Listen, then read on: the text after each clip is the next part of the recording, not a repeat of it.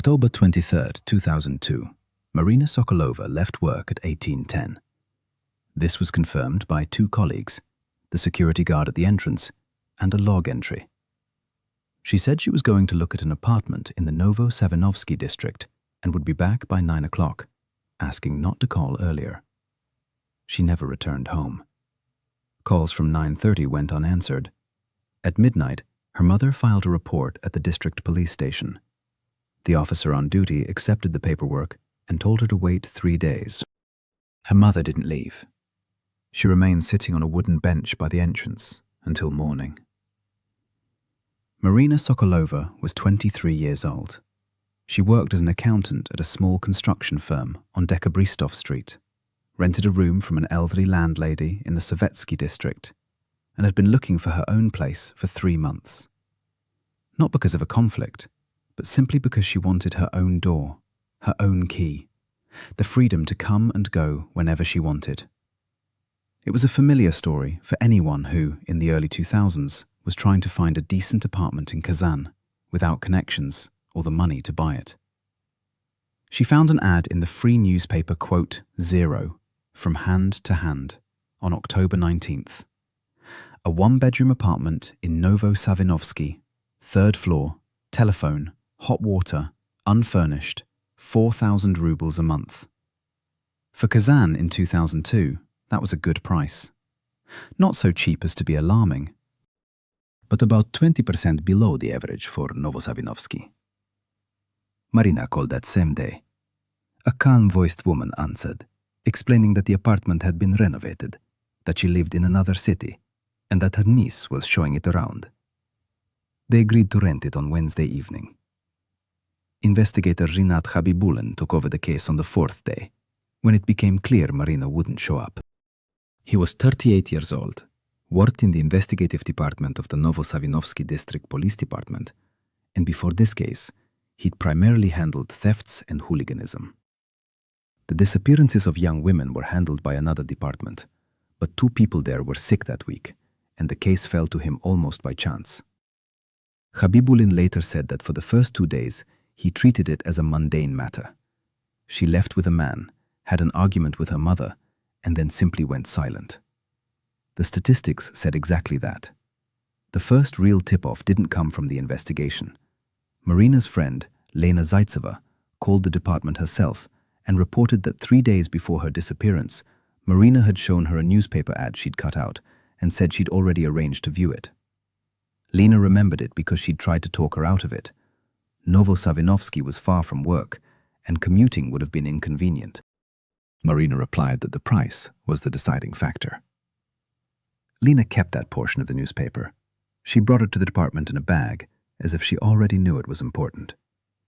Khabibullin found the address from the ad.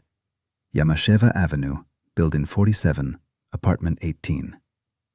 He went alone, without a group. He rang the doorbell. A man about 50 years old, wearing a t-shirt and with a disgruntled expression, opened the door. It turned out to be the real owner of the apartment. He hadn't advertised it, there was no niece, and he'd never considered renting it. He looked at the investigator with irritation and confusion. The address was real, the apartment existed, but it had nothing to do with the ad. Khabibullin returned to the department and requested all missing persons reports from Kazan over the past 6 months. The work took a day. When the list landed on the desk, he scanned it twice, then stood up, went out into the hallway, stood there for a few minutes, and returned. There were 7 people on the list, 4 women and 3 men, ages from 20 to 35. Different districts, different dates, different circumstances according to the initial reports. But 3 of the 7 had the same thing mentioned in the case files. Before disappearing, the person had intended to view an apartment listed in an ad. He reread the 3 cases. The first, from April, involved a 28-year-old man who disappeared after visiting a house in the Moskovsky district. The case has been suspended. The second, from July, involved a 31-year-old woman, also in the Kirovsky district, that the case has been suspended. The third, from September, involved a 24-year-old man in Novo-Savinovsky district with an open status, but no one was actually working. 3 people in 6 months. Now Marina. Khabibullin called a colleague from the Kirov District Police Department who had handled the July case. He said they'd been investigating a domestic incident, found nothing, and filed the materials. Khabibullin asked if there was a newspaper ad in the case. His colleague paused, then replied, "Yes, but no one had paid any attention. Rental ads weren't systematically checked in those days. There were thousands of them." The next morning, Khabibullin went to the Izruk-Vidruki editorial office. He asked for the archives for the past 6 months. They gave him dusty files. He sat down and began sifting through the apartment rental ads one by one. The work was mechanical and time-consuming. Halfway through the second file, he found something that had been nagging him. The same phone number, in different ads, with different addresses, different prices, and different descriptions. The number appeared 7 times in 6 months. He wrote the number down on a piece of paper. He called from his work phone. It rang. No one answered. 7 ads, 7 disappearances, 1 number. And Khabibullin realized that the apartment was simply a way to summon a person to the right place. The phone number belonged to a payphone on Dostoevsky Street, near a tram stop. Khabibullin learned this from the city telephone exchange the following day. The payphone was located near a grocery store, next to a tram stop where hundreds of people passed every day. It was impossible to determine who had used it to call the newspaper office and place ads. Anyone who had worked in the investigation for more than 6 months understood this. The number was chosen precisely for this reason. Khabibullin went there himself. He stood by the payphone, looked at the store, the bus stop, and the flow of people. The saleswoman at the store said the machine was used frequently, and it was impossible to remember everyone. The cashier at the bus stop didn't understand the question at all. The investigator wrote down in his notebook, __, quote, _1, _, underlined it, and drove back. Now he had 7 ads and 7 disappearances. The match was too precise to remain a theory. It was a pattern. Khabibullin wrote a report to the department head, Major Farakov, asking that all 7 cases be combined under one investigation and forwarded to the city administration. Farakov read the report, returned it, and said that 7 cases from different districts could not be combined based on a single payphone number, that the match still needed to be proven, and that for now, Khabibullin was working only on the Sokolova case. The conversation lasted 4 minutes. Khabibullin left the office with the same report in his hands. He returned to Marina. He reconstructed her last day, minute by minute, in as much detail as possible. She arrived at work at 8:50 in the morning, checked with her secretary for the address she'd written down the day before, ate lunch in the cafeteria on the ground floor, and around 3 called her mother to say she'd be late that evening. At 4:40, she stopped by her colleague Natasha in the accounting office and asked her what the best way to get to Novo-Savinovsky was. Natasha explained, "Take trolleybus 15 or bus 22. Get off at Yamasheva." Marina thanked her, wrote it down, and went back to her room. At 6:10, she left through the central exit. The guard confirmed it.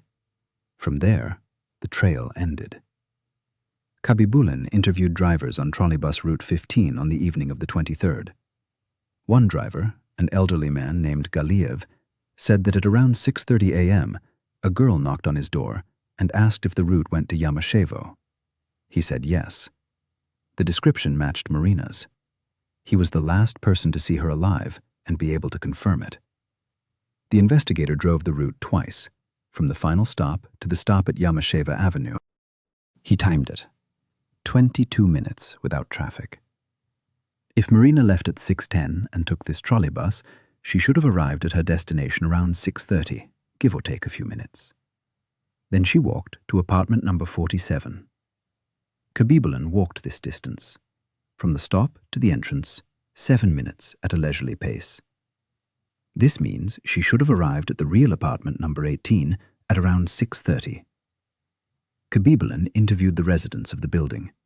An elderly woman living on the 2nd floor said she saw a young woman standing at the entrance on Wednesday evening, looking at a piece of paper Then another woman, older, approached her, started talking, and they walked off together, toward the neighboring building. The elderly woman didn't remember the woman's face, only the jacket, dark blue with a yellow stripe on the sleeve. This was the first live lead. Khabibullin asked his grandmother to come over to draw a sketch. She agreed, but warned that she had poor vision without her glasses and that it was already dark that evening. The resulting sketch was so blurry as to be almost useless. A woman of about 45, average height, dark hair, and a dark blue jacket. There were thousands of women like her in Kazan. The neighboring building was number 49 on the same avenue. Khabibullin walked through it completely. Apartments on the first and second floors, the basement, the courtyard, the exit to the parallel street. No trace. Most of the residents either didn't answer their doors, didn't see anything, or responded as if the investigator's very presence was an inconvenience. One man on the fourth floor said they had 2 apartments for rent in the building. The owners weren't living there, and someone was just passing through, but he didn't interfere in other people's affairs. Khabibullin wrote down the numbers of these apartments and requested the data through the passport office. While the data was still being processed, he returned to the remaining 6 cases. He pulled up the materials himself, without formally combining them, simply asking colleagues in other districts to send him copies. Some agreed without question, others were reluctant, and 2 never called back. In the end, he had 4 of the 7 cases. He laid them out on his desk and began searching for common threads. The first thing that caught my eye was that all 7 people were looking for a place to live. They weren't buying, they were renting. The ads in all cases were from quote to, from hand to hand, or similar free newspapers. In all cases, the price was slightly below market. In all cases, the landlord on the phone was either a woman or was passing the matter on through a relative. In all cases, the meeting was scheduled for the evening, after 1700. Second, all 7 people were alone. No one brought a friend, relative, or colleague. This was no accident. Khabibullin reread the relatives' statements. In several cases, the missing person specifically said, "I'll go myself. Why drag you along? It'll be quick." It was as if they were being convinced that this was routine, no need to complicate things. And third, the most disturbing. Of the 4 cases he had, 3 mentioned the same thing. The missing person had withdrawn money from a bank or taken a large sum from home shortly before their disappearance. Marina withdrew 3,000 rubles from an ATM on the morning of the 23rd. Khabibullin found this in the statement he requested through the bank. 3,000 is roughly the down payment and deposit for a 4,000 a month apartment. She was preparing to pay. So they weren't just lured in to watch, they were lured in with money. Khabibullin called the bank and asked to confirm the withdrawal time. They said 10:40 a.m., ATM, on Dekabristov Street, near her work. She withdrew the money on her way to work, in advance. She was prepared to make arrangements that evening and pay immediately. The passport office sent information on 2 apartments in Building 49. The first was registered to a woman born in 1963, permanently registered in Naberezhnya Chelny. The second was registered to a man born in 1948, also registered in Kazan, on Gorky Street. Khabibullin went to the second man's registered address. A neighbor answered the door and said the man had died 2 years ago. The apartment was registered to a dead man. An apartment registered to a dead person isn't a random paperwork error. Such schemes already existed in 2002, and anyone who had worked in the investigation for more than 5 years understood what it meant. The person died, the documents remained, and someone found a way to use them. Khabibullin went to the registration chamber and requested the ownership history for the apartment in Building 49. The clerk said the request would be ready in 3 business days. The investigator asked for an expedited response. The clerk looked at him and repeated, 3 business days. During these 3 days, Khabibullin worked at a second address. A woman born in 1963, registered in Naberezhnya Chelny, lived in an apartment in Kazan. He called his colleagues in Chelny and asked them to check the address. The answer came the next day. A woman named Svetlana Akhmetova was indeed registered at the stated address, lived there with her family, had never registered any apartment in Kazan, and had no idea what was going on. A colleague from Chelny added that Akhmetova was alarmed and immediately asked if scammers had used her passport. Khabibullin asked her to find out if she'd lost her documents. An hour later, she replied, she had, 3 years ago. She found them 2 weeks later, thinking she'd simply forgotten where she'd put them and hadn't reported them to the police. 2 apartments in the same building. One belonged to a dead man, the other to a man whose passport had gone missing 3 years earlier. This was no accident or coincidence. Someone had been deliberately collecting other people's documents, or copies of them, and registering real estate in their name. Khabibullin wrote this down in a notebook, in large letters, and circled it. Then he added a nagging question next to it. Why would criminals need an apartment registered to a frontman if they only used it for meetings with their victims?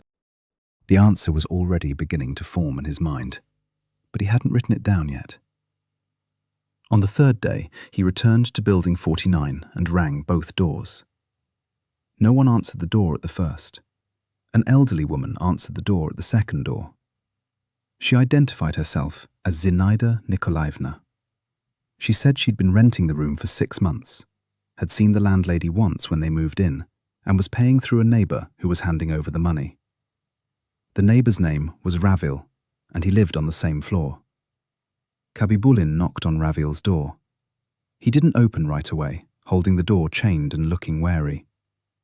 He said he was just helping his neighbour out, knew the landlady only briefly, they'd met in the courtyard, and she'd asked him to help with the tenants. He agreed, no big deal. When asked what the landlady's name was, he replied, quote 4, he didn't know her last name, and he only had one phone number, and it hadn't answered in a while. Khabibullin wrote down the number. He called right there on the landing. It rang for a long time. No one answered. The first apartment remained locked. Khabibullin requested permission to open the door through the court. The judge refused, claiming there was insufficient evidence. More compelling evidence linking the apartment to Sokolova's disappearance was needed. Technically, the judge was right. In reality, this meant the investigator had to first search for evidence inside the apartment, even though he had no right to enter. He asked the local police officer in the building to monitor the apartment. The officer said he didn't have time because he had 12 buildings under his belt and a ton of ongoing cases. Khabibullin himself began driving there in the mornings and evenings, sitting in his car and looking at the windows. The 3rd floor windows remained dark. On the 4th day, the registration office sent a report on the apartment for a dead man. The title had been registered 8 months earlier under a sales contract. The seller was listed as a certain Gennady Kuznetsov, born in 1948. The buyer was Oleg Semenov, born in 1971, registered in Kazan on Marshal Chuikov Street. The contract stated a symbolic price for the transaction, 10,000 rubles. For an apartment in Novo-Savinovsky in 2002, this was 20 times below market value. Khabibullin went to Semyonov's address. The building was a 9-story panel building. The entrance hall had an intercom that didn't work. A young man in sweatpants, sleepy and with an irritated expression, answered the door.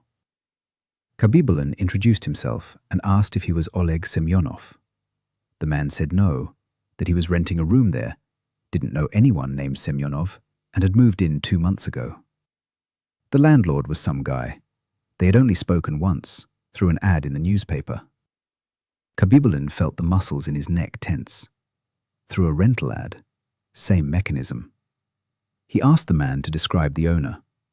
He was about 45, stocky, with a short haircut, and spoke calmly, without an accent. He gave his name, Oleg. He showed the apartment documents. They said Semyonov.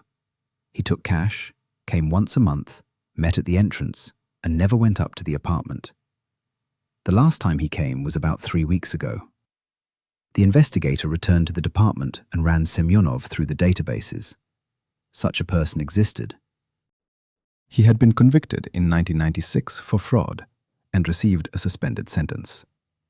He hadn't been officially mentioned since.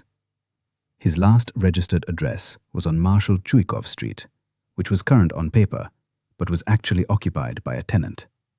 Fraud in '96. A scheme involving forged apartment documents.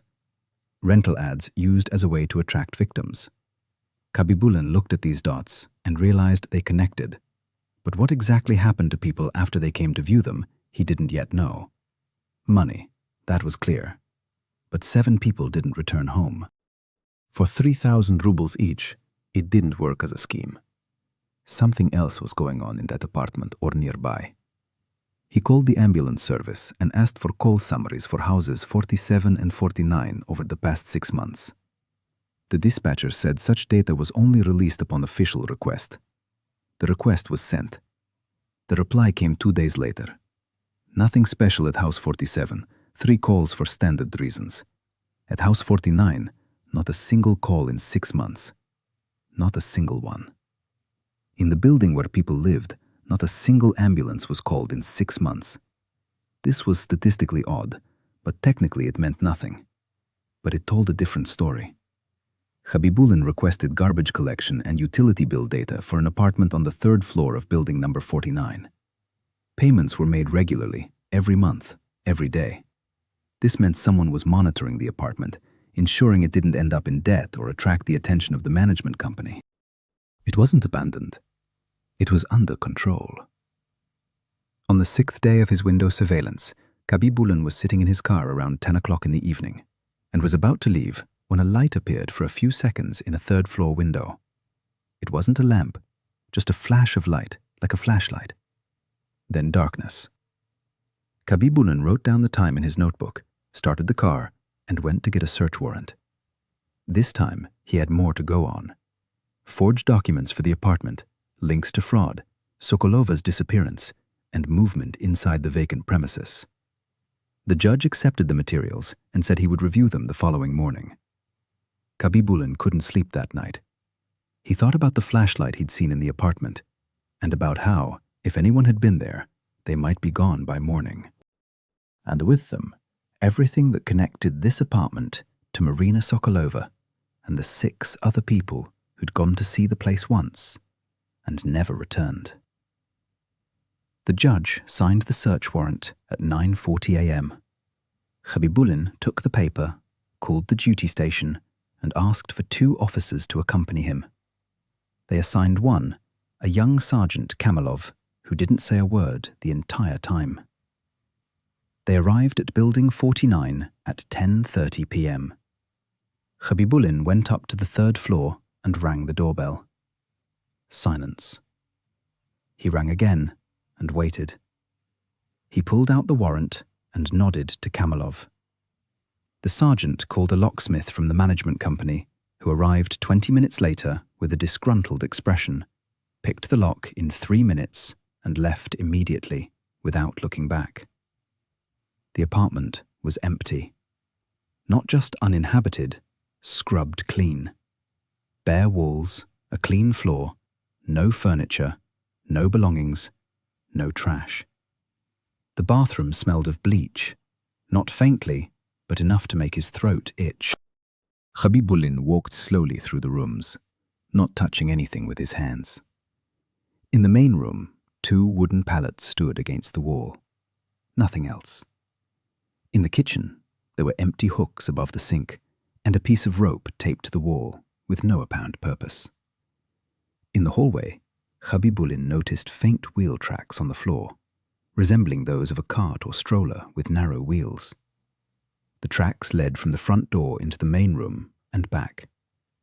He called the forensics team. Expert Gulnara Khairulina arrived an hour later with a suitcase and without further ado. She had worked in the Kazan forensic department for 12 years and knew how to look at things without emotion. While she worked, Khabibullin stood by the window and looked out into the courtyard. The courtyard was ordinary. Benches, garages in the distance, a path leading to a parallel street. The path ended at a driveway between the buildings that led in 2 directions at once. A convenient exit if he needed to leave unnoticed. Khairulina worked methodically, First the bathroom, then the kitchen, then the rooms. In the bathroom, she took swabs from the walls and floor despite the bleach. She said that if there was anything organic there, bleach wouldn't remove everything at the molecular level, especially in the grout between the tiles. In the main room, she treated the floor with luminol. Khabibullin stood in the doorway and watched as she turned off the lights and turned on the ultraviolet light. The floor was glowing in 3 places. Not much, not dramatic like in a movie. A faint bluish glow in 2 spots near the wall, and 1 long blurry spot closer to the center. Khairulina took a photo, took some swabs, turned on the light, and said in a calm voice that it was a preliminary reaction to the blood, but a definitive result would have to wait until the lab. She added that the floor had been washed several times and, judging by everything, thoroughly. Someone knew about luminol, or was simply being overcautious. Khabibullin asked how long the analysis would take. She replied, 3 days minimum, 5 realistically. He asked for 2. She looked at him and said nothing. While the analysis was ongoing, Khabibullin finally received the materials from the 3 remaining cases. His colleagues had finally sent him copies. Now he had all 7. He sorted them by date and began reading them one by one, making notes on a separate sheet. By evening, the sheet was covered on both sides. The picture was as follows. The first disappearance occurred in November 2001. A 26-year-old man from the Vakhitovsky district went to look at a 1-room apartment and never returned. A case was opened, worked on for a month under the domestic violence theory, and then effectively closed. Then came February 2002. A 29-year-old woman from the Aviastroitelny district. April. A 28-year-old man from the Moskovsky district. July. A 31-year-old woman from the Kirovsky district. August. A 22-year-old man, again from Novo-Savinovsky. September. A 25-year-old woman from the Privolsky district. And finally, October. Marina Sokolova. 7 people in 11 months. The intervals between disappearances ranged from 4 to 8 weeks. It wasn't chaotic. There was a rhythm. Khabibullin circled the word and placed a question mark next to it, because regularity implied planning, and planning implied people who didn't simply attack their victims impulsively, but selected them, prepared, and acted according to a well-established pattern. All 7 people were alone at the time of their disappearance. All were renting or actively looking for a place to live. All were between the ages of 22 and 35. 6 of the 7 withdrew money shortly before the meeting, and none of them gave any specific warning. Where exactly they were going, what the address was, or who would be meeting them. Marina only told her mother the neighborhood. The others said even less. Khabibullin settled on this point. The victims weren't deliberately keeping quiet. They simply didn't feel the need to share the details of a routine apartment viewing trip. This is what made the scheme work. No one raised the alarm immediately, because an adult going to view a house might be delayed, might arrange to stay with friends, or might turn off their phone because the battery was dead. For the first few hours, no one looked. Sometimes, even for the first 24 hours. On the second day after the search, Khabibullin went to see Marina's mother, not with news, but with a question. He asked if Marina had told him how she'd found the ad, if she'd called about any other similar ads, and if she'd said anything about how she'd be greeted. The mother answered quietly, without tears. She'd obviously cried enough over the past few days. She said Marina had shown her a newspaper a week before she disappeared, and that she'd circled several ads, and this was one of them. She also said her daughter had mentioned that when she called, the woman on the other end of the line was very kind, offering to set up a specific time right away, saying there were many other people interested and the apartment could go quickly. Pressure for urgency. Khabibullin wrote this down and underlined it. The victim was rushed. They didn't give him time to take anyone with him, think, check the address, or warn his loved ones with details. This was part of the plan, not a random phrase. On the third day, Carolina called. She said the preliminary results from the bathtub swabs had come back positive for human blood. The blood type hadn't yet been determined. DNA testing would take longer. The stains in the room also showed blood, presumably from 2 different people, but that still needed to be confirmed. Khabibullin listened to her even voice and stared at the wall in front of him. The blood of 2 different people. In an apartment without a single piece of furniture. In an apartment that was regularly treated with bleach. He hung up and immediately picked it up again. He called Farakov. This time, not with a report, but simply stated the results out loud. The major was silent for a few seconds, then asked if there were any bodies. Khabibullin said no. Farakov said that without bodies, the case still remained a disappearance, not a murder, but he was prepared to write to his superiors about the need for inter-district cooperation. This was progress, small and belated. That same evening, Khabibullin received another call, an unfamiliar number, a cell phone, a male voice, calm, without intonation. The voice said that Khabibullin was busy with something that didn't concern him, that his apartment was no longer available, that his people were no longer available, and that he should think about his family. Then the call rang. Khabibullin didn't have a family in the traditional sense. He'd been divorced 4 years earlier, and his daughter lived with his ex-wife in Naberezhny Chelny. But the call meant someone was monitoring the investigation, and knew who was leading it, and knew enough to call the investigator's personal number. The number from which the call was made turned out to be registered the next morning to a 73-year-old woman from Zelenodolsk, who had no idea that a SIM card was registered in her name. Farakov learned about the call the next morning. Khabibullin himself told him, knowing that keeping silent about the threat was foolish. The major listened, paused, then asked if Khabibullin wanted to transfer the case to another officer. Khabibullin said no. Farakov didn't insist, but asked that all future actions be coordinated and that he not work alone. The conversation ended. No security was provided, no additional resources were allocated. Just words. Khabibullin changed his route to and from work, started parking his car in different places, and stopped staying at the department after 9 o'clock at night. These were simple measures that guaranteed nothing, but they gave him a sense of control over at least something. He slept poorly that night, not because of fear, or rather, not only because of it. Because the call meant that someone in this chain knew about the investigation before it posed a real threat to the scheme. Khabibullin hadn't yet contacted a single living participant, hadn't made a single arrest, and he'd already been warned. This meant either a leak within the department or surveillance from outside. Both options were unpleasant. He began writing down exactly who he'd reported what to regarding the case. The list was short. Farakov, Kamilov, Carolina, and a few colleagues from other districts whom he'd called about the case. One of them could have leaked the information accidentally. Or not.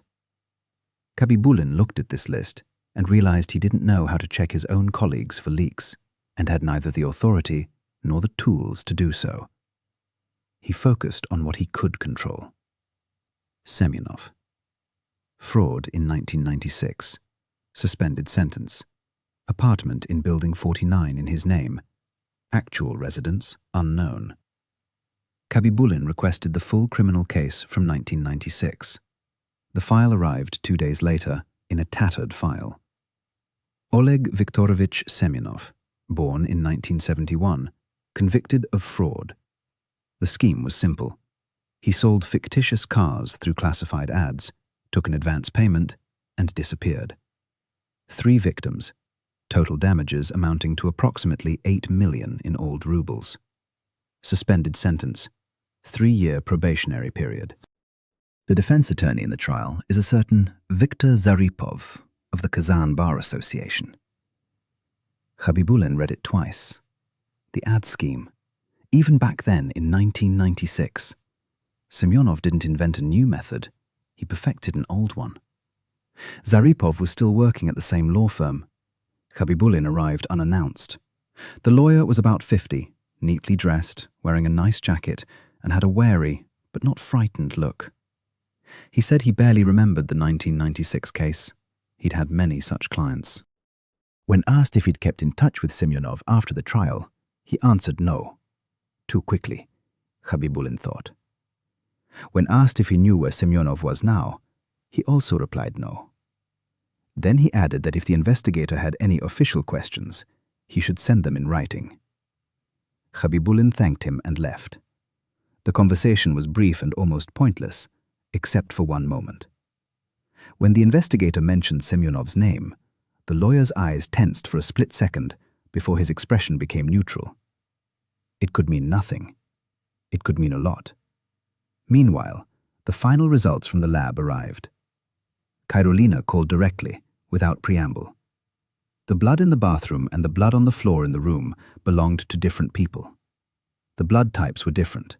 1 to 2 negative, 2 to 4 positive. Khabibullin immediately requested the medical records of all 7 missing persons. This took another 3 days because the records were stored in different clinics in different districts. Once the data was collected, he compared the blood types. 2 negative, Marina Sokolova. 4 positive, Artyom Vasilyev, 22, disappeared in August, Novo-Savinovsky district. 2 people out of 7. Their blood was in that apartment. Khabibullin sat with these papers and realized he now had something he hadn't had before, a physical connection between specific victims and a specific location. This changed the status of the case. He wrote a new report to Farakov, this time with lab reports, names, and blood types. Farakov read it, picked up the phone, and called the city police himself. A day later, the police supervisor, Lieutenant Colonel Galiev, came from the police department. He was an elderly man with a tired expression. He said they were taking control of the case, but Khabibullin would continue as the primary investigator. This was both good and bad. Good because now there were resources. Bad because every step now had to be coordinated and the speed dropped. Galiev demanded a full report on all the possible theories. Khabibullin wrote one. In the report, he laid out what he already understood about the scheme. The ads as a trap, the victims with money, the fake apartments, the woman as the initial contact by phone and, possibly, in person. He wrote about Semyonov and the forged documents. He wrote about the blood in the apartment. He wrote about the phone threat. Galiev read the report and asked one question. Where are the bodies? Khabibullin said he didn't know. Galiev said it was impossible to open a murder case without bodies, that so far there were 7 missing persons cases and 1 real estate fraud case, and that they needed to either find the bodies or capture someone alive and extract testimony. Khabibullin asked if Semyonov could be placed on the wanted list. Galiev said yes, but be careful. If Semyonov learned of the search ahead of time, he would flee. It was a vicious circle. To capture Semyonov, they needed to know where he was. To find him, they needed to search. But any active search could scare him off before they could capture him. Khabibullin decided to approach the matter from a different angle. Instead of looking for Semyonov directly, he sought out those who worked with him.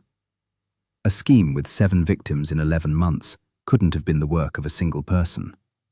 Someone was needed to answer the ads and speak to the victims in a female voice. Someone was needed to meet the victims at their apartment entrances.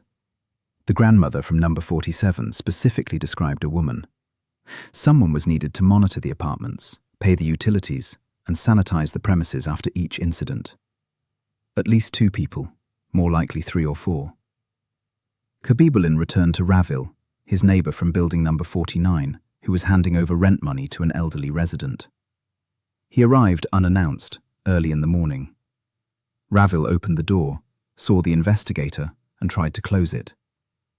Khabibullin held the door with his hand and calmly said that they could either talk here or at the station, and that the conversation at the station would take considerably longer. Ravil let him in.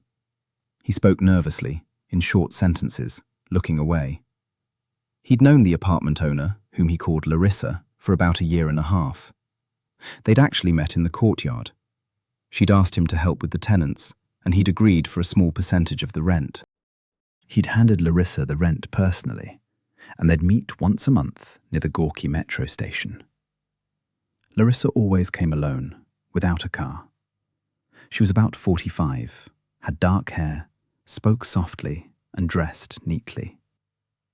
When asked if he found it odd that the landlady didn't want to meet with the tenants and accept money, Ravil paused and said that many people did that in the 1990s and early 2000s. They didn't want to be seen. It was understandable. Khabibullin showed him several photos from the database. Not Semenov, but other faces matching the description. Ravil looked at it and shook his head. Then he showed him another photo. Ravil looked at it longer than the others and said hesitantly that it might look similar, a little. The card contained a photograph from a case from 1996. It showed a woman who had been a witness in Semyonov's fraud case. A certain Alina Krasnova, born in 1968. The address in the file was Vostania Street, Kazan. The only description of her in the file was acquaintance of the accused. Khabibullin went to the address. The house was there. The apartment was there. No one answered the door. A neighbor from the first floor said Krasnova hadn't lived there for a long time, had sold the apartment 3 years ago and moved away. She didn't know the buyer. The investigator requested information on the purchase and sale transaction through the registration chamber. The response arrived in the evening. The apartment was purchased by a man named Ruslan Mansurov, born in 1965. Khabibullin checked Mansurov's name in the database. Mansurov had a criminal record. Twice. The first time in 1994 for armed robbery, the second time in 1998 for false imprisonment. He received a 3-year sentence for the second case and was released on parole in 2001. His last known place of residence was a dormitory on the Siberian highway. He left there in June 2002. His address was not listed in the database after that. Unlawful imprisonment. Released in 2001. The disappearances began in November 2001. Khabibullin stared at that date for a long time. Then he turned the page and saw in Mansurov's file an appended list of accomplices in the 1998 case. One of them had been released due to insufficient evidence and was not included in the case, only mentioned in the materials. His name was in parentheses, indicating a failed defendant. Semyonov, Oleg Viktorovich.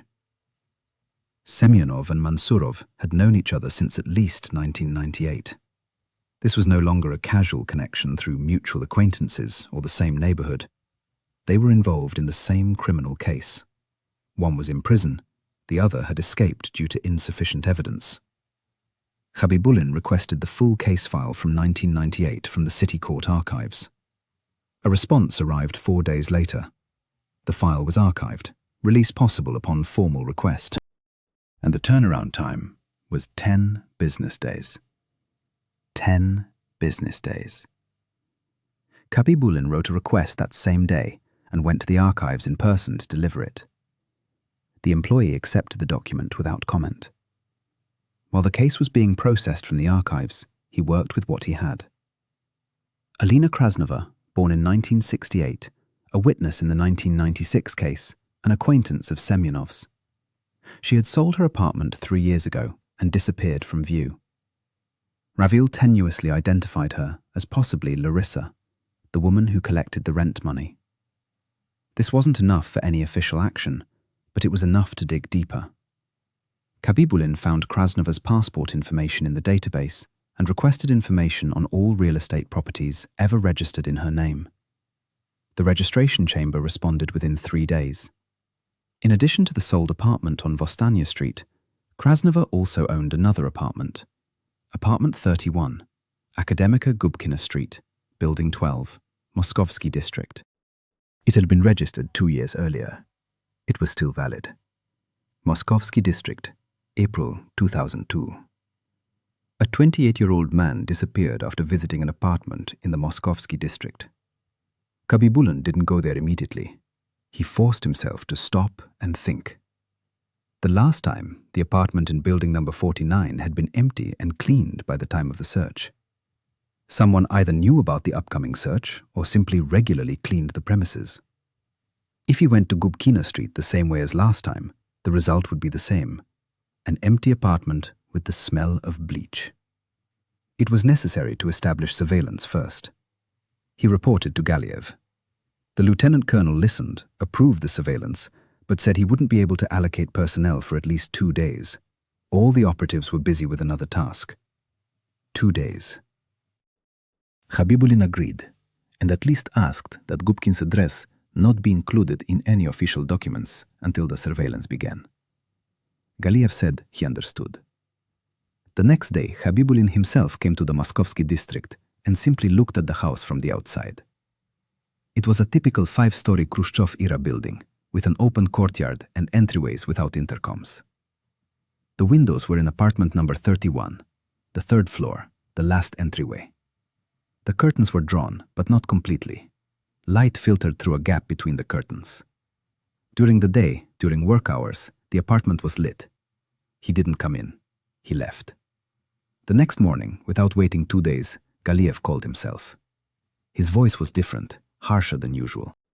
He said he'd received information that evening from a source within the criminal underworld. A group allegedly involved in disappearances, under the guise of renting apartments, was planning to wind down its operations in Kazan in the coming days and move. The source didn't know where. Galiev said there was no time to waste, that surveillance on Gubkin Street was starting today, and that all known addresses needed to be worked on simultaneously, otherwise some of the people would escape. Khabibullin asked where the intelligence information came from. Galiev replied curtly, "That's not your question." Then he added that it meant only one thing: someone within the group was either scared or wanted to turn in their own. Both options offered a chance. That same day, 2 plainclothes operatives were posted at the apartment on Gubkin Street. One sat in a car in the courtyard, the other rented a room from an old woman in the neighboring building, posing as a business traveler. Khabibullin arrived there in the evening and received his first report. 2 people had entered apartment number 31 that day. A man of about 45, stocky build, with short hair. This description matched the description given by Semenova's tenant on Marshal Chuikov Street. The other was a woman of about 40, with dark hair and a calm gait. Both stayed inside for about 2 hours and left separately, 20 minutes apart. Khabibullin asked to capture everything on film. The agent shrugged his shoulders. They'd only given him 1 camera, and the film ran out by lunchtime. He took 4 shots. The rest was just a verbal description. 4 frames. This is how operational surveillance was conducted from the Kazan headquarters in 2002. The film was developed the next morning. In 2 frames, the man was photographed from behind and was out of focus. In the 3rd, he was half-turned, his face partially visible. In the 4th, the woman was at the entrance to her building, her face straight ahead, and the focus was good. Khabibullin took the photographs to Ravel. He looked at the woman in the 4th frame and said, without hesitation, "This is Larissa." The same one he'd given the rent money to at the Gorky metro station. The woman in the photograph and Alina Krasnova from the passport details. This wasn't yet a proven fact, just a theory. But the theory was becoming more solid. Khabibullin showed a photograph of the man to several people involved in the disappearance cases, relatives of the missing, neighbors. The mother of one of the missing, Vassilieva from the August case, looked at the blurred profile and said she couldn't say for sure, but that her son had described a man he'd seen in the yard next to his house the day before his disappearance. The description matched: sturdy, short hair, calm. The son mentioned him casually, in passing, simply saying he'd seen an unfamiliar man standing in the yard smoking. So, they were targeting victims in advance. They looked, they came, They checked. Before a person showed up to view an apartment, someone had already looked at them. The 1998 case file finally arrived from the court archives. Khabibullin took the folder and read it in his car, without going into the police station. The case concerned the illegal detention of 2 people in a rented apartment in the Vakhitovsky district. The victims, a young man and woman, both from Kazan, were held in the apartment for 3 days, their money, documents and phones confiscated. Mansurov was convicted as the organizer. His accomplice, mentioned in passing and not convicted, was listed as having helped with the apartment search and contact with the victims before their detention. This accomplice was Semyonov. But in the 98 case, the victims were released alive. Intimidated, without money or documents, but alive. Mansurov received 3 years. He was released in 2001 and, by all accounts, had learned his lesson. Releasing people alive was no longer part of the plan. Khabibullin closed the folder and called Galiev. He said they needed to take the apartment on Gubkin Street as soon as possible, while anyone was still there. Galiev said he was preparing a raiding party for the operation to take place at dawn, the day after tomorrow. Khabibullin asked for an earlier date. Galiev said the day after tomorrow. That same night, an operative sitting in his car in the courtyard of the building on Gubkin Street called Khabibullin at 1:30 a.m. He quietly said that 2 men carrying large bags had just entered the apartment. The lights were off. They stayed for 20 minutes. They came out with the same bags, got into an unmarked car, and drove off toward the bypass road. Khabibullin asked, "What was in the bags?" The operative said he didn't know, but judging by the way they were carried, the bags were heavy when they entered, but they were significantly lighter when they left. Khabibullin called Galiev at 2:30 a.m. The lieutenant colonel answered on the 4th ring, his voice hoarse but quick-witted. Khabibullin explained the situation: a car without license plates, bags, a late-night visit, and directions toward the bypass. Galiev was silent for about 10 seconds, then said he wouldn't change the operation plan that night, that a single car without license plates at night wasn't grounds for mobilizing a raiding party at 2 in the morning, and that they would discuss everything the following morning. Khabibullin said there might be nothing left in the apartment by the following morning. Galiev understood and hung up.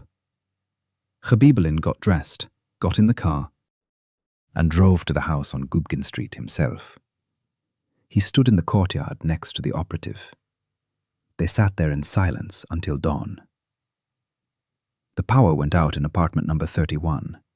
At 6 in the morning, an elderly man with a dog entered the courtyard, followed by a woman with a string bag. An ordinary morning in an ordinary courtyard. Khabibullin drank cold coffee from a thermos and thought about his bags. Heavy on the way in, light on the way out. At night, no lights. A car without license plates heading toward the bypass. He thought about it and tried not to think it through to the end, because what it was leading to was worse than any version he had built before. At 8 in the morning, he called the traffic police and asked for a report on the bypass's CCTV cameras for the night, with timestamps. In 2002, there were only 2 locations on the Kazan bypass, at the turnoff to Gorky Highway and at the entrance to the industrial zone. The footage was recorded overnight, from 2 to 4 in the morning. The answer arrived by midday. 3 cars had passed through both posts during the required time period. 2 had legible license plates. The 3rd had no license plates or an illegible license plate. The make and color were recorded as dark gray or dark blue, presumably a VAZ 2107. Direction? Toward Gorky Highway. The Gorky Highway led out of the city. Beyond the city there were dacha communities, fields, several old industrial areas, and an abandoned brick factory 20 kilometers from the ring road. Khabibullin looked at the map and realized the territory was too vast. It was impossible to navigate without a point. Galiev held a meeting at 10 in the morning. Khabibullin explained everything: the night visit, the car, the bypass, and the Gorky Highway. Galiev listened and made a decision. The operation would be postponed from dawn the day after tomorrow to today evening. A raiding party of 8 would enter the apartment with a warrant, while simultaneously blocking the entrance and courtyard. Khabibullin would ride with the group as an investigator, unarmed, in a rear position. Khabibullin wanted to go in first. Galiev said no. At 6 o'clock in the evening, the group assembled at the house on Gubkin Street. 3 vehicles, all unmarked. Khabibullin stood by the last one and watched as the operatives checked their equipment. The operation was led by Captain Ibragimov, a young, focused man who spoke in short sentences. The operative, who had been on duty in the courtyard all day, reported that no one had entered the apartment all day and no lights had been turned on. At 18:40, the group entered the building. 2 remained outside at the exits. Khabibullin followed the main group up the stairs and stopped on the landing between the 2nd and 3rd floors. He heard Ibragimov knock 3 times on the door of apartment 31 and call the police. Silence. Then a thud. Then another. Then the sound of the door being forced down. Then a few seconds of complete silence. Then Ibragimov's voice. Clear. Empty. Khabibullin entered. The apartment hadn't been cleaned. This was different from building number 49. Here it was clear that people had left quickly, without cleaning up. Unwashed dishes stood in the kitchen, food scraps on the table, and plastic cups. In the large room, a folding table stood against the wall, with papers, several telephone handsets, and cords on it. One handset was an old push-button type, with a piece of paper with pencil marks taped to it. In the small room, a mattress lay on the floor, with a crumpled blanket next to it. An empty cardboard refrigerator box stood by the window. Khabibullin approached the table. Several lines were written in pencil on a piece of paper taped to the receiver. A column of numbers, looked like phone numbers, several of them crossed out. Next to them were letters and abbreviations he didn't immediately understand. Then he understood. These weren't just numbers. They were a list. Opposite each number were letters, M or F, then a number, then one of 2 letters, ready or not. In Russian, abbreviated G or N. Khabibullin counted 14 lines. 7 were crossed out. 7 remained. 7 crossed out. 7 disappearances. 7 uncrossed out. 7 people who didn't yet know they'd been chosen. He picked up the piece of paper with his gloves on, handed it to the forensic scientist, and walked out into the hallway where Ibragimov stood. He said quietly, "They're already working on the next batch." Ibragimov looked at him expressionlessly, then nodded. Karolina arrived 40 minutes later. She worked until midnight. She removed fingerprints from every surface, took swabs from the floors in both rooms, packed up the dishes and glasses, and collected the papers from the table. Under the mattress, she found a cell phone without a SIM card. It was a cheap Nokia 3310 with a scratched case. Karolina packed it up too. The next day, the phone was handed over to a technician.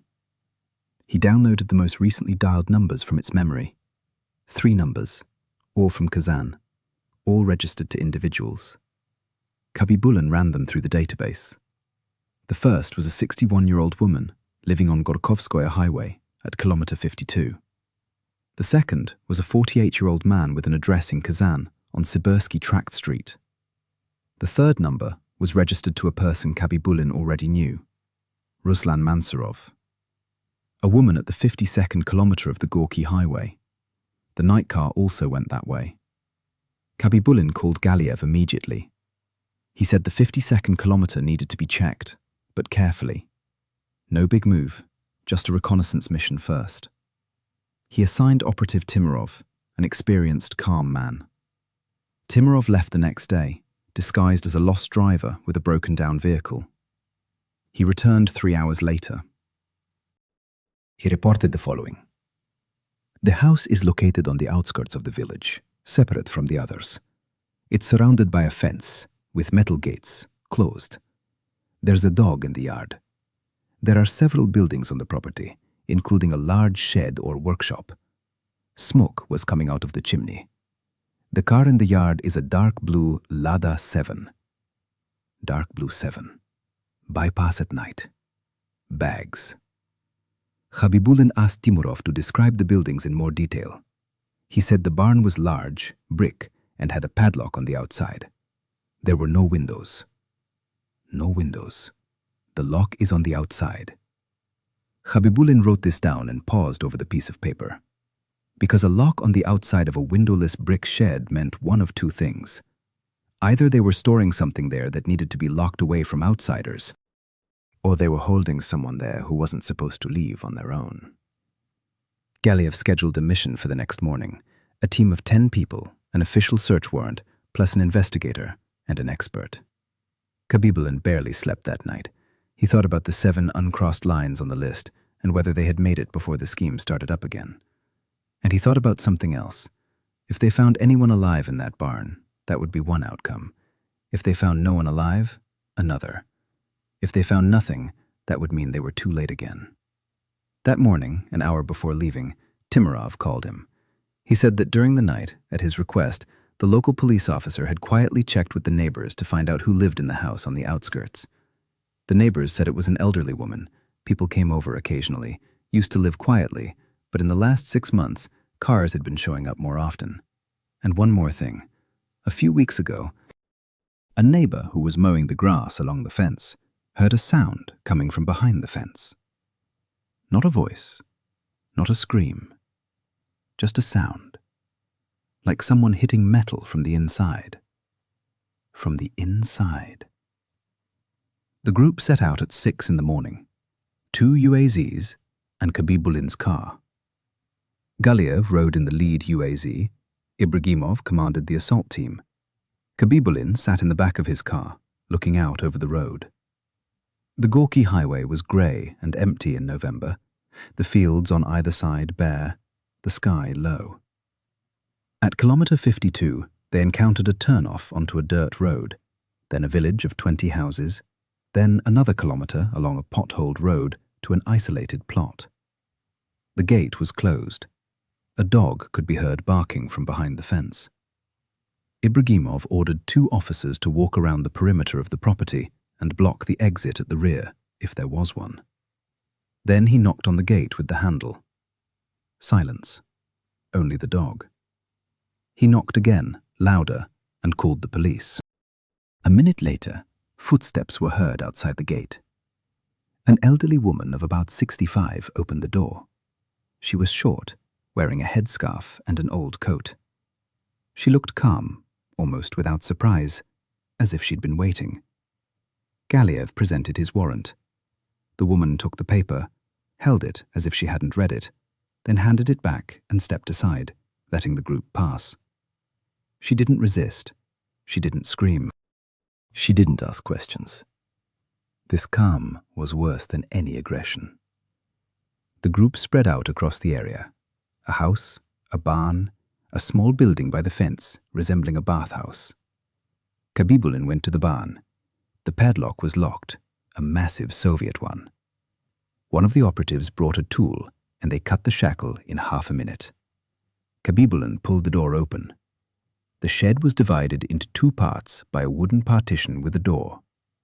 The first part contained tools, boxes, and old furniture. The second, beyond the partition, was darkness. The operative shone a flashlight into the space. There was a man there. A man sat on the floor against the far wall, his hands behind his back. Alive. Khabibullin knew it from the way he turned away from the flashlight and squeezed his eyes shut. The officers entered quickly and cut the ropes. The man couldn't stand. His legs wouldn't support him. They lifted him by the arms and carried him outside. Khabibullin stood next to him and looked at him. A man of about 26, skinny, unshaven, his clothes dirty. He looked at the ground and said nothing. Then he raised his head and said one word. Water. While the detectives were busy with the man, Khabibullin returned to the barn and went all the way to the second section. He used his flashlight to scan every corner. There was no one there except the man. On the floor by the wall was a plank bed with an old blanket on it. Empty tin cans lay in the corner. There were scratches on the lower part of the wooden partition wall where the flashlight didn't immediately reach. Khabibullin crouched down and shone the light closer. The scratches had been made with something sharp, methodically. Stripes, nicks, a few letters. He made out 3 words. A name he didn't recognize. And next to the name, a date. August 18th, 2002. August. Artyom Vasilyev disappeared in August. Khabibullin emerged from the barn. The man was sitting on the ground drinking water from a bottle. Galiev stood nearby, looking at him. The operative was already asking his name. The man identified himself as Dmitry Losev, 26 years old, Kazan, Privolzhsky district. Disappeared in September. 6th on the list. Losev stayed in that barn for more than a month. Khabibullin came closer and knelt before him. He quietly asked if he was alone. Losev looked at him for a long moment, then said that at first he wasn't alone, that there were 2 of them. Then they came at night, took the second one, and never returned him. The second one said his name. Khabibullin wrote it down. The name matched one of the 7 on the list. Meanwhile, they found a lot in the house. In a room on the 2nd floor, behind a false drywall wall, stood a metal box. Inside were documents, several passports, workbooks, and Soviet-era savings books. Khabibullin counted the passports. There were 9 of them. All belonged to different people. Among them was Marina Sokolova's passport. He held it in his gloves and looked at the photograph. She was young, with dark hair and a serious face. It was a standard ID photo, looking straight into the camera without smiling, as always in such photos. Khabibullin put the passport back in the drawer and handed it to Kyrillina. An elderly woman was detained. An operative attempted to question her right there in the courtyard. She answered the first 2 questions. She gave her name and confirmed she lived there. When asked the third question, about who brought people to the barn, she fell silent and didn't say another word. Not in the car, not later at the station. She remained silent, calm and without hysteria, like someone who already knew what to do if they came. Her name was Nadezhda Ilinichna Krasnova, Alina Krasnova's mother. Khabibullin stood in the yard and looked at the metal gate, which was now wide open. His mother maintained the shed. His daughter rented apartments for meetings with the victims. Semyonov prepared documents and devised a plan. Mansurov did what required force and what the others were unwilling to do. 4 people, 11 months, 7 confirmed disappearances, 9 passports in a box. 9, not 7. Khabibullin counted again. 9 passports, 7 missing persons cases he knew of.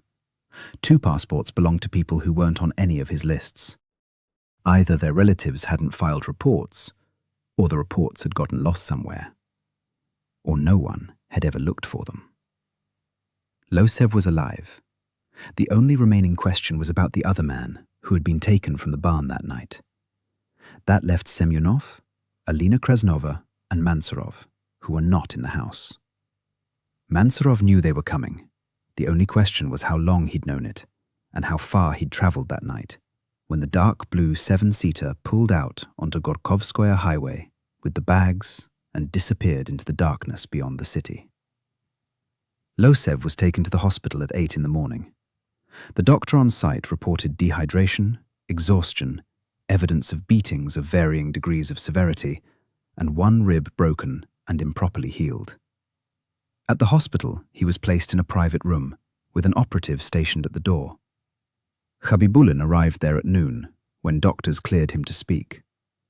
Losev lay under an IV drip and stared at the ceiling. He spoke quietly, paused, and sometimes remained silent for long periods. Khabibullin didn't rush him. He wrote in a notebook, and waited. The story goes like this. Losev rented a room in a dorm, worked in a warehouse, and had been looking for decent housing for 6 months. In September, he found an ad in the newspaper, called, and a woman answered kindly, arranged a meeting for the evening, saying there were plenty of applicants, so it would be better to come with money. Losev withdrew 2,500 from his account and went. At the entrance, he was met by a woman in her 40s, calm and polite, who showed him into the apartment. There was another person in the apartment, a man. Losev didn't have time to process what was happening. He was hit from behind, and it was pitch black. He woke up tied up in the car. Khabibullin asked what the man looked like. Losev described him as stocky, about 45, with a short haircut and quiet movements. He had a tattoo on his right arm below the elbow. Losev couldn't see the exact design, only a dark spot. Khabibullin wrote the tattoo down separately and underlined it. Then he asked about the second man in the barn. Losev paused longer than usual. He said the other man had been brought in about 3 weeks after him. A young man, about 22 years old, he called himself Kolya. They barely spoke. It was dark and cold, and they were weak. Kolya was in worse condition than Losev. He had already been brought in with injuries. 2 weeks later, 2 men came one night and took Kolya away. Losev never saw or heard from him again. 22 years old. Kolya. Khabibullin opened his list. Nikolai Fyodorov, 22, Novo-Savinovsky district, disappeared in October. This wasn't one of the 7 known cases. It was the 8th, not on his list. Fyodorov's missing person report had been filed in another district and, for some reason, wasn't included in his sample. 9 passports in the drawer. 8 disappearances now confirmed. The 9th belonged to someone he hadn't yet found. Losev quietly asked if they'd find Kolya. Khabibullin said they were. It wasn't a lie, but it wasn't true either, because there was nowhere to look for Kolya yet. He returned to the department. Galiev was already holding a briefing. Photos hung on the bulletin board. Semyonov, Mansurov, and Alina Krasnova. Semyonov and Krasnova had been wanted since the morning. Mansurov had been placed on the federal wanted list by a separate order. For all 3, notices had been sent to train stations, bus stations, the airport, and border posts. Galiev spoke methodically, handing out assignments. Khabibullin sat to the side and listened. After the meeting, he was alone with Galiev. He told him about Fyodorov and the 9th passport. Galiev listened, added Fyodorov to the wanted list, and asked that the identity of the 9th passport's owner be prioritized. The 9th passport belonged to a man named Igor Safin, 31 years old, registered in Kazan, Aviastroitelny district. Khabibullin requested information on missing persons reports against Safin. The district police department responded by evening. The report was filed by his wife in March 2002. The case was opened and then effectively frozen. The wife believed her husband had left her for another woman, and the investigator held the same theory. There was no connection to the rental ads in the case. March 2002. This was the second disappearance chronologically, 4 months after the first. But March wasn't on his list because the case was handled under the mundane theory and wasn't included in the rental listing. This means the scheme had been in operation since November 2001, and over 11 months there were not 7 or 8 victims, but at least 9. Possibly more. If some reports were filed under the mundane theory or weren't filed at all, the real number could be higher. Khabibullin sat with this thought and didn't write it down. He just kept it in his head. The next day, the first result of the search came in. Not Mansurov, not Semyonov. Alina Krasnova. She was detained at the bus station in Naberezhny Chelny while boarding a bus to Yekaterinburg. She was carrying a duffel bag containing documents in someone else's name and 18,000 rubles in cash. She was brought to Kazan and placed in a detention center. Khabibullin received permission for questioning that evening. Alina Krasnova looked different than he expected. Neat, calm and staring straight ahead. Not aggressive, not frightened, just reserved. She demanded a lawyer right away, even before the first question. The lawyer arrived an hour later, an elderly man with a briefcase. They whispered for a few minutes. Then Krasnova said she was ready to answer questions. Khabibullin asked if she knew Semyonov. She said she had, for a long time, a former acquaintance. He asked about Mansurov. She said she'd heard the name, but didn't know him personally. He asked about the apartment on Gubkina and the apartment in Building 49. She said the apartment on Gubkina was registered in her name, but she hadn't lived there. She rented it out through an intermediary. She knew nothing about Building 49. Every answer was carefully considered. Not too fast, not too slow. She gave just enough to avoid being completely silent, and she didn't give anything that could become evidence. Khabibullin changed direction. He asked about his mother, about the house at kilometer 52. Krasnova's expression changed slightly, for the first time during the entire interrogation. She said her mother had lived there for a long time, that she rarely visited, and that she knew nothing about the barn. Khabibullin placed a photograph of Marina Sokolova's passport in front of her. Krasnova looked at it, then at the investigator. She asked, quote 6. Khabibullin replied, quote 7. Krasnova said nothing. The interrogation ended without a confession. Khabibullin walked out into the hallway and stopped by the window. Krasnova was smarter than he'd expected. Without direct evidence or testimony from accomplices, she could be held, but not pinned down. Semyonov and Mansurov remained free. The mother remained silent. Losev testified, but saw only darkness and heard footsteps. On the third day after Krasnova's arrest, Khabibullin received a call he didn't expect. It was Ravil, a neighbor from building number 49. He spoke quietly and hurriedly. He said that a strange man had come to see him the previous evening. He didn't introduce himself, but asked if Ravil had spoken to the police and what exactly he had said. Ravil said no, he hadn't. The man stood there, looked, and left. Khabibullin asked what the man looked like. Ravil described him as about 45, stocky, with a short haircut. He had a tattoo on his right arm. Mansurov was in Kazan, or was just 2 days ago, and he knew who was testifying. Khabibullin immediately called Galiev. He ordered increased surveillance on Building 49 and the placement of Ravil under covert protection. Then he paused and said that if Mansurov was checking witnesses, that meant he hadn't left the city yet. That meant he had something left here, something worth risking his stay for. Khabibullin thought about this that night. What could have kept Mansurov in Kazan after the group had effectively disintegrated, Krasnov had been detained, and the Gubkin base had been shut down? Money hidden somewhere in the city, documents, or a person? Nikolai Fyodorov, 22 years old. He was taken from a barn at night and never returned. Losev heard him being taken away. No one knew anything about him after that. If Fyodorov was still alive, Mansurov knew where.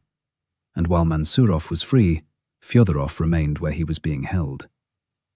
In the darkness, behind the lock, in a place no one had yet found. Galiev decided to use Ravil. He would call Mansurov, tell him the police had come again, that he was nervous and wanted to talk in person. Khabibullin was against it. After his visit to Ravil, Mansurov no longer trusted him. Galiev listened and said there was no other option. Ravil called in the morning. He spoke briefly, as instructed. The male voice on the other end paused for a few seconds and then said, "This evening, at the market on Dekabristov Street, at 1900.